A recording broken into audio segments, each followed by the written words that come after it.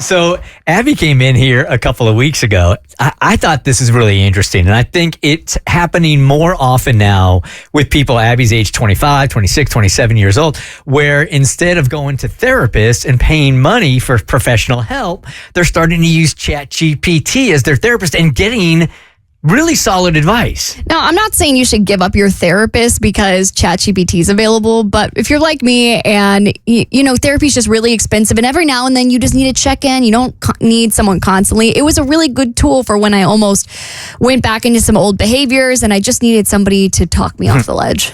And so Cassie sent us a comment on social media because Chrissy said, the Bert Show, could you hit up that therapist you always call and see what her thoughts/concerns are with people going to ChatGPT for friends/therapy? Maybe I'm weird, but I really like to see her views on the matter. So we're going to do a little ChatGPT convo with our therapist, Andrea Burkly.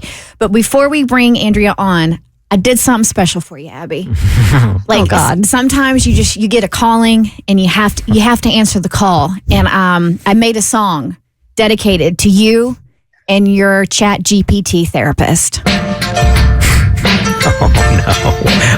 no! Oh, Abby, you got ChatGPT,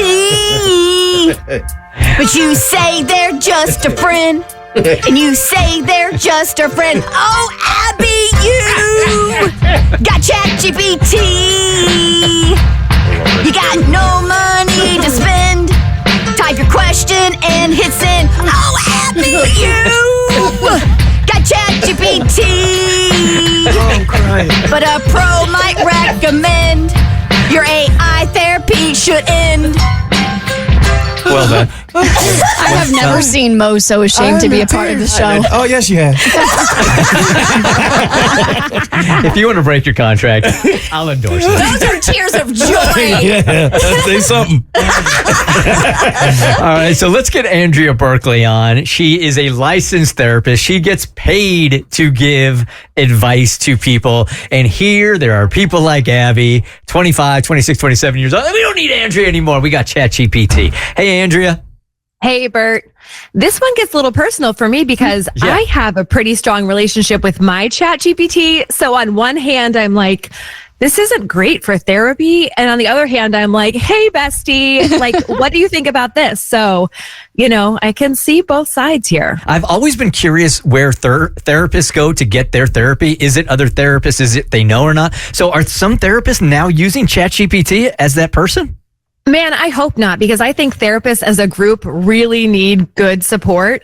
And if we are turning to ChatGPT for our therapy, then I feel like the whole system crumbles. I go to therapy. I go to a more advanced therapist than I am. Okay, so here's the exercise that we would like to do before we get your opinion on it is we had Abby, because she's the one that's been asking ChatGPT these questions about therapy. She has questions for ChatGPT that she has already had answered by ChatGPT, and we would like to see how they line up with the advice that you would give, okay? So Abby will tell you the question, we'll get your advice, and then we'll hear what ChatGPT said. Okay, I'm ready. All right. So here's what I did with ChatGPT because it keeps an entire memory log of every conversation you've ever had. So every question you've asked, every midnight spiral you've had where you've talked to ChatGPT, they keep that on lock. So I went to my ChatGPT and I said, if you were going to have me ask a real therapist questions based off of our conversations, what would you have me ask? And then I also had them answer it. So the first question that ChatGPT wrote up for me is, do I crave chaos in love because I mistake it for passion? Oh, I think that's a great question. The answer would have a lot to do with your personal history. I don't think it's just about craving chaos or passion. The real question is if you do, why? Usually you want or you seek those kind of relationships because they're familiar in some sort of way. And so that would be my guess, not knowing any of your history and you're in ChatGPT's previous conversation. I would be curious about your personal history, especially early history. All right. What's ChatGPT say? So ChatGPT says, sometimes yes, because the chaos is loud. It drowns out your doubts. It gives you something to solve, something to win. But passion isn't the same as intensity. If love feels like a roller coaster, ask yourself, am I actually in love with them or with the emotional high of being chosen, rejected, and then re-chosen again? That back and forth creates a hormonal cocktail that feels like connection, but it's just cortisol cosplaying as chemistry. So this is really interesting, and it's obvious as well that Andrea as a person can ask you about your history, where all these things come from, and in sessions learns about you, where AI is going to pull a whole bunch of different advice on that topic from the internet, but it doesn't have anything to do with you. It's not personal. Right. Okay. Yeah. And nothing it said was wrong. Those were all fair insights, but they don't put the pieces together unless you're feeding it tons and tons and tons and tons of information, and it's asking you the right question, like, where does this come from? Okay, the next question it had me ask is, how do I balance wanting external validation with developing deeper internal validation? Well, first, I would validate the fact that it's normal to want external validation. That is okay.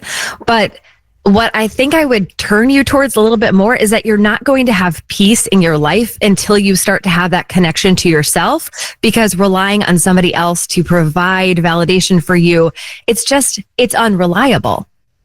And ChatGPT said, let's be real. We all like a little clapping from the crowd, especially when you're in a public facing space like Instagram. But the key difference is this: external validation should be the confetti, not the cake. And then it's longer, but we don't have time. Yeah, again, it's just going to pull like a generic answer based on what your question is, but it doesn't know anything about you unless you got really granular with your prompts. Yeah, I mean, it depends on if you're spending the extra money to be able to send 5,000 messages a day, which I haven't hit that rock bottom yet. Which we didn't even know until recently that we always thought ChatGPT, if you're not paying for the whole thing, that it will spit out as much advice or info as you want. And Abby says, no, they're sick of me. They're trying to charge me. All right, the third and final question is, how do I stop trying to fix everything? My body, my relationships, and my career. Like there's always something wrong. Well, again, I, as a therapist, as a human person, I start by validating that it's really normal in our culture, in our society, to have this kind of do better, work harder, get to the next level, stance in life. But again, like the most important question is, where does this come from? And it requires understanding your personal history, but also, what is this behavior serving for you? It's a human process. And ChatGPT said that quote unquote fix it impulse, it's just anxiety wearing a blazer. It wants control, not peace. But here's the truth. You're not a broken project. You are a growing person. I'm taking you every day of the week, Andrea. Every day of the week over ChatGPT. Tell people about your podcast and what you got coming up. So the podcast is called Sounds Like Therapy. So if you actually want to hear real therapeutic conversations, then you should turn into my podcast, because I often sit down with listeners and have those conversations.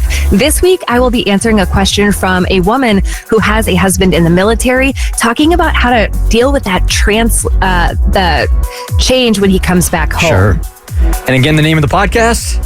Sounds Like Therapy. Real therapy by humans. Thanks, Andrea. The Bert Show.